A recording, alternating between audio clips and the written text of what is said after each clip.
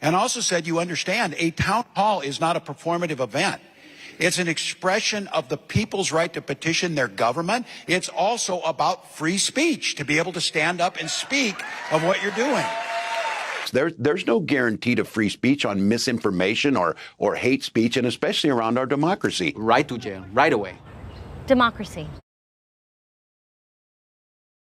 There's a responsibility in this time of chaos where elected officials need to hear what people are irritated about. And I would argue that Democratic officials should hear the primal scream that's coming from America is do something, damn it. This is wrong. This is wrong.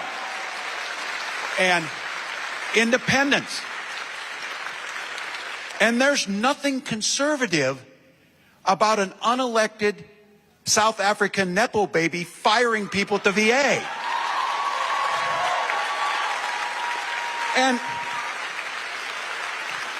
And for our Republican neighbors now, all of a sudden they're like, I wanted my 401k to go down. I wanted this, you know. This idea that you would be okay. Can you imagine if President Barack Obama had brought his unelected African friend to cut? You know what I mean? How they think to cut the government. This is wrong. Hi, everyone. This stack of books right here is called the Federal Register. For decades, copies have been printed, bound, and sent to thousands of government offices all across the country, every single day. And while you might think that most people just can't wait to dig into their copy as soon as it arrives, the truth is, no one reads this thing. And that's because it's been available on the internet for years, which means taxpayers have been funding some pretty expensive doorstops. So we're putting an end to that, saving you millions of dollars each year. But that's just the tip of the iceberg. Everyone knows that getting rid of the deficit will require some tough decisions. And that includes cutting back on billions of dollars in programs that a lot of people care about. But what should be easy is getting rid of the pointless waste and stupid spending that doesn't benefit anybody. Waste we should be getting rid of even if we didn't have a deficit. We're off to a good start. Over the last 2 years, we've pulled the plug on all kinds of ridiculous practices. Apparently, the government used to overnight containers filled with nothing.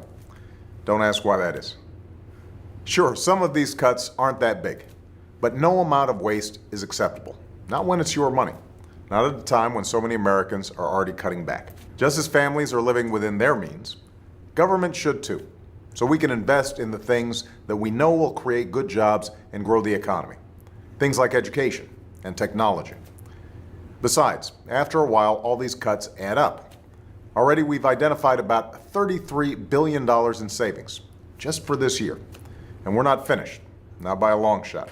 Did you know the federal government pays for a website devoted to a folk music ensemble made up of forest rangers? They're called the Fiddlin' Foresters. I'll put their music on my iPod, but I'm not paying for their website. And there are hundreds of similar sites that we should consolidate or just get rid of. By the way, you're not only paying for websites no one needs, you're paying for thousands of buildings all across the country no one uses.